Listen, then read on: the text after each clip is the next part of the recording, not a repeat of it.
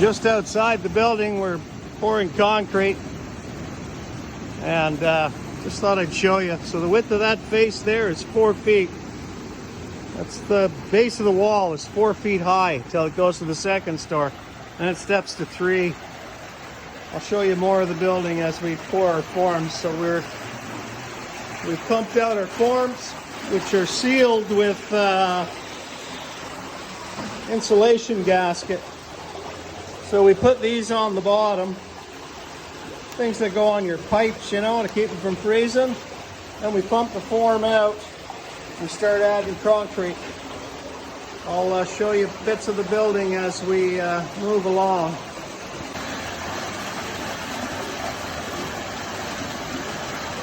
Okay, so that's pretty good. I need to get my cement tools.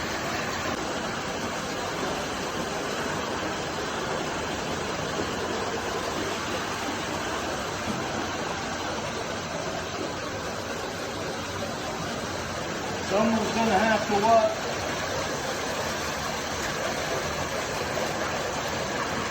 Go get the cement tools.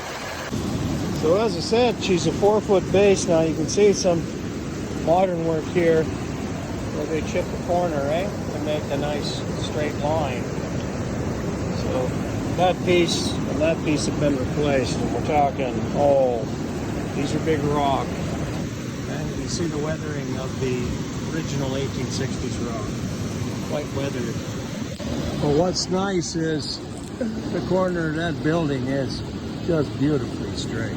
We're just waiting for concrete to set. What I thought was quite interesting is there's a little pipe coming out here, and that's just the pressure from the river right in the tank. And you'd think it'd be, look, a pipe up here, and you could run plumbing in your house. Well,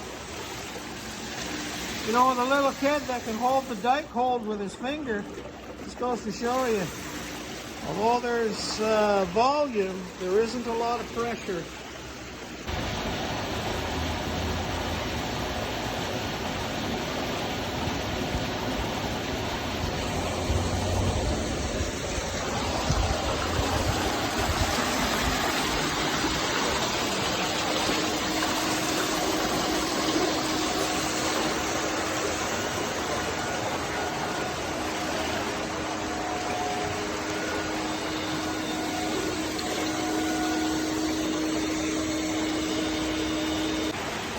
So we don't really get down in here much, but I thought I'd show you this. This turbine has the fins lifted out. This turbine is not online. These are the sluice gates, and you can see they have. You can see the little lifters, like here, that will pull the gate up and let it into the flume, and these wheels will actually catch it and spin the shaft. Now, if you look inside here, I'll try to get the light in there. Okay, see that casting on the floor there? You can kind of just make it out, just that part right there. The little plates of castings, if you can see that. And then this part right here is hollowed out like a dome underneath, and a turning of lignin vitae is placed on the floor, and it's underwater, and so it's lubricated. One bearing has been replaced, but lignin vitae is all protected and now is plantation grown. And the original one was a single tree. They now do them up in laminations. Anyway, I've told the museum I can do that type of work on my pattern lathe. At any rate, I think we're in good shape here. I'm going to let this cure for at least 7 days before we open them up. And then we're going to do a timber frame structure to support this. But we got to jack up the building. It's dropped 3 inches. And so we have to have the stone lifted off of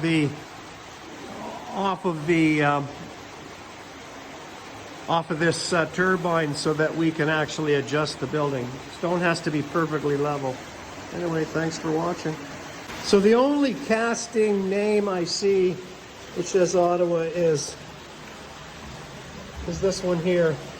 None of the other castings have that. Now, Merrickville, which is, I believe, the oldest foundry in Canada, most likely made these castings. I suspect this one's a repair or a copy of some sort. It's all right. You can see it's not as well. Like, look at the casting surface on this. Very, very, very good.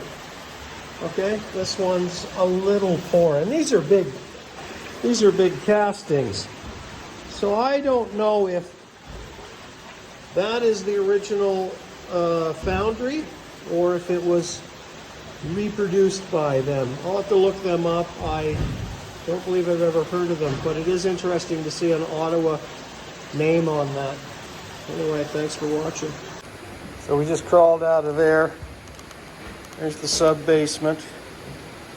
This is the basement. We're still, we're just above the upstream river dam. This is about the level of the waterfall.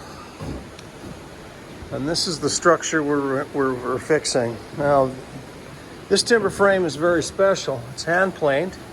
Actually, you can only see remnants of the red paint. It would have been beautiful. So this was painted, hand planed. You can still see all the marks from them chopping them in. And we're going to repair that. It's been butchered in a few spots, unsupported. And then we have to get these gears running properly. You can see I got a pinion bent. This shafting is it needs work, needs to be cut in proper. That has a big wheel upstairs that lifts that gear, and that's what raises the stone above the inset stone, which you can kind of see embedded in mortar there. Stones came from France. And then we have to rebuild the gears on this big, huge tooth. I'll see if I can get a better view of it. We have to rebuild the teeth on that. Those are wooden teeth. You can see them there in the cage, but they were made in correct shape.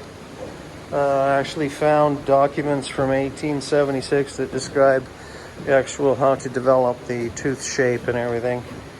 And so these are just hanging.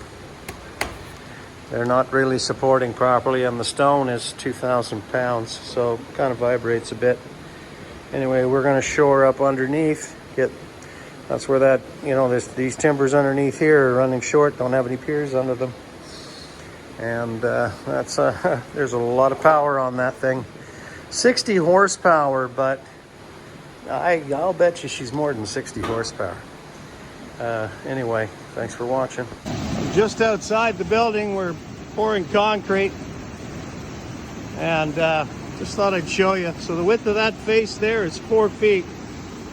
That's the base of the wall is 4 feet high till it goes to the second store, and it steps to 3. I'll show you more of the building as we pour our forms. So we've pumped out our forms, which are sealed with insulation gasket. So we put these on the bottom, things that go on your pipes, to keep them from freezing. Then we pump the form out and start adding concrete. I'll show you bits of the building as we move along.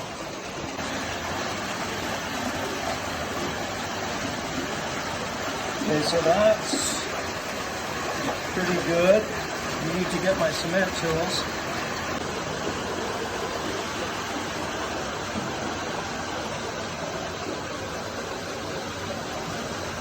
Someone's gonna have to what?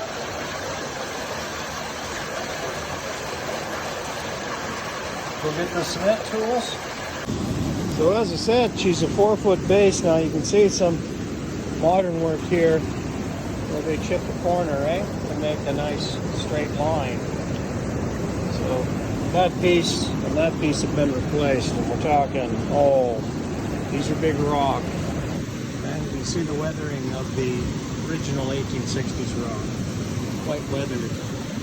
Well, what's nice is the corner of that building is just beautifully straight.